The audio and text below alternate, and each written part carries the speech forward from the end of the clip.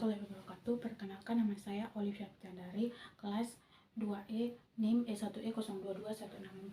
Pada kesempatan kali ini, saya akan menjelaskan mengenai materi yang sudah kita dapatkan di perkuliahan sebelumnya dalam mata kuliah profesi kependidikan. Yang pertama yang akan saya jelaskan yaitu kompetensi guru. Kompetensi guru merupakan kemampuan seorang guru untuk melaksanakan tugasnya dalam mengajar dan membimbing siswanya sesuai dengan norma-norma yang berlaku. Kompetensi guru itu ada 4, yaitu yang pertama kompetensi pedagogik. Kompetensi pedagogik yaitu kemampuan guru untuk memahami muridnya, merencanakan pembelajaran, melakukan evaluasi, dan mengembangkan peserta didik sesuai dengan minat dan bakatnya. Yang kedua yaitu keterampilan dasar mengajar. Keterampilan yaitu suatu hal yang dimiliki atau untuk melakukan sesuatu. Keterampilan dasar yaitu keterampilan yang mendasar yang dimiliki oleh guru untuk mengajar. Keterampilan dasar itu ada 8, yang akan saya jelaskan ada 4, yaitu yang pertama itu keterampilan bertanya. Keterampilan bertanya yaitu keterampilan guru untuk memberikan suatu pertanyaan melalui lisan untuk memberikan stimulus terhadap peserta didik agar peserta didik itu mampu dan berani untuk mengeluarkan pendapatnya atau mengeluarkan jawaban dari dirinya sendiri. Yang kedua yaitu keterampilan dasar mengajar yang menjelaskan. Keterampilan menjelaskan yaitu keterampilan dasar mengajar yang dilakukan secara lisan untuk menjelaskan materi-materi yang akan dijelaskan oleh guru. Penjelasan ini harus dilakukan dengan lugas dan jelas. Kemudian yang ketiga yaitu menggunakan variasi. Keterampilan menggunakan variasi yaitu keterampilan yang harus dimiliki oleh guru agar proses pembelajarannya itu dapat dilakukan dengan menyenangkan. Variasi ini bisa dilakukan dengan variasi 3, 4, atau bisa disebut dengan pembelajaran berdiferensiasi. Yang keempat yaitu menggunakan penguatan. Keterampilan dasar mengajar yang keempat yang saya akan jelaskan yaitu keterampilan menggunakan penguatan. Guru harus mampu melakukan penguatan terhadap materi-materi yang sudah diberikan sebelumnya. Jika siswa bertanya, maka guru harus memberikan jawaban yang sesuai dengan pertanyaan siswa atau yang masuk akal.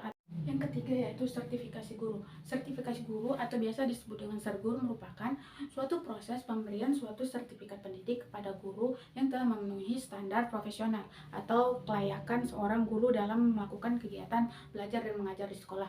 Sertifikat pendidik dapat diberikan kepada guru dan dosen yang telah mampu atau mempunyai persyaratan. Bagi guru yang telah mendapatkan sertifikat berarti telah memiliki kualifikasi mengajar seperti yang dijelaskan di dalam sertifikat itu.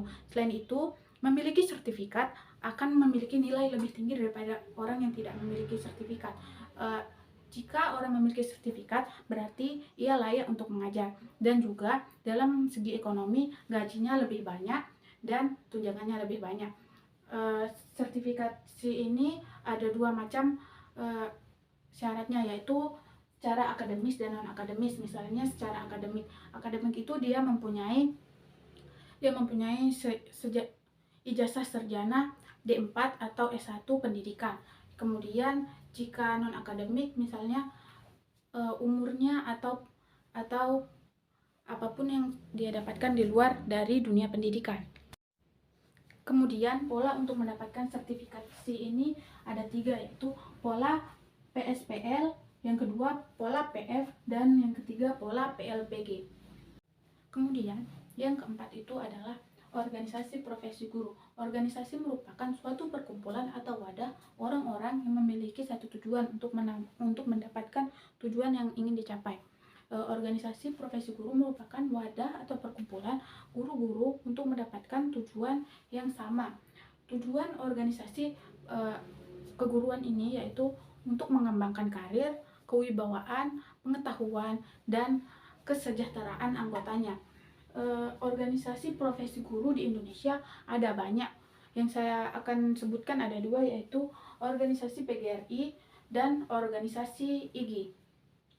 Kemudian yang keempat yaitu supervisi kependidikan. Supervisi merupakan pandangan orang yang lebih tinggi kepada orang di bawahnya. Supervisi pendidikan yaitu suatu kegiatan yang dilakukan oleh orang yang memiliki pangkat lebih tinggi ke sekolah untuk melihat bagaimana proses belajarnya, bagaimana administrasi di sekolah tersebut, dan tujuan supervisi pendidikan itu untuk meningkatkan pembelajaran dan organisasi atau sekolah tersebut agar lebih maju. Kemudian jenis-jenis supervisi kependidikan, jenis-jenisnya ada 3, yaitu yang pertama akademik. Supervisi akademik yaitu supervisi yang dilakukan ketika melakukan belajar dan pembelajaran di dalam kelas. Supervisi akademik ini bertujuan untuk mengembangkan proses belajar agar proses belajar itu menjadi lebih lancar dan terencana. Kemudian supervisi administrasi. Supervisi administrasi yaitu supervisi yang dilakukan dalam administrasi supaya pendidikan belajar dan mengajar itu dapat dilakukan lebih baik. Kemudian yang terakhir yaitu supervisi lembaga. Supervisi lembaga yaitu supervisi yang dilakukan untuk melihat sekolahnya agar sekolahnya itu menjadi lebih maju dan lebih unggul. Yang terakhir yang akan saya jelaskan yaitu kualifikasi dan pembinaan guru. Dalam Kamus Besar Bahasa Indonesia, kualifikasi merupakan suatu keahlian yang diperlukan untuk melakukan suatu atau untuk menduduki suatu jabatan tertentu.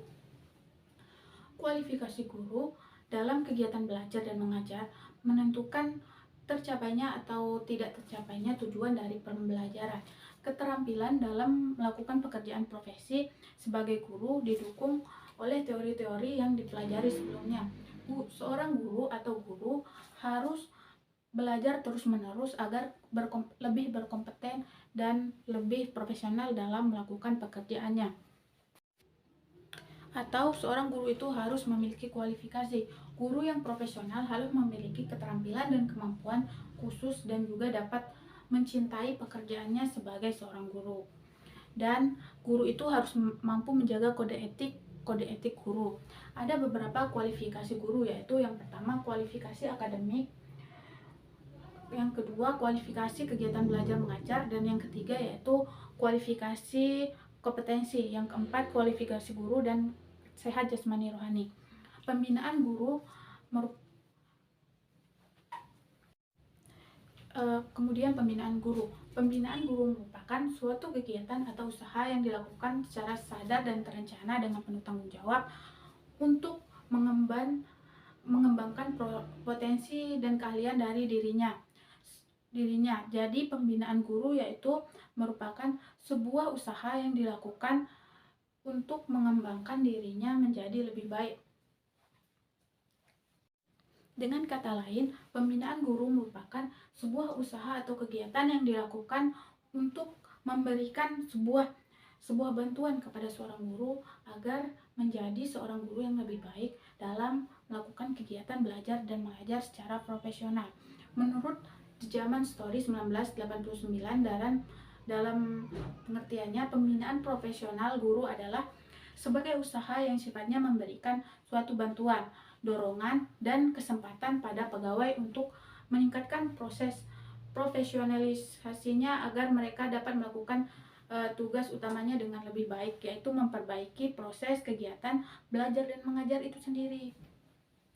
Kemudian, agar proses belajar mengajar itu memiliki mutu yang tinggi.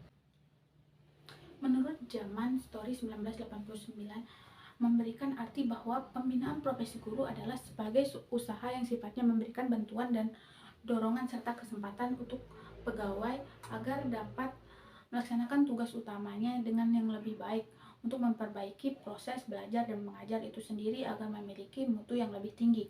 Pembinaan guru memiliki maksud untuk meningkatkan kualitas yang ada dalam diri seorang guru itu dalam berbagai macam perangsang atau memecahkan masalah keorganisasian. Pembinaan terhadap guru sangat penting dilakukan. Mengapa? Karena seorang guru yang memiliki profesi harus metransfer apa yang ada dalam dirinya kepada murid. Murid merupakan penyambung kehidupan selanjutnya, maka murid itu harus lebih baik daripada gurunya. Jika gurunya itu buruk, maka muridnya akan buruk. Sebaliknya, jika gurunya itu baik, maka insya Allah muridnya akan lebih baik. Sekian dari saya, terima kasih. Jika ada kekurangan, mohon maaf. Wassalamualaikum warahmatullahi wabarakatuh.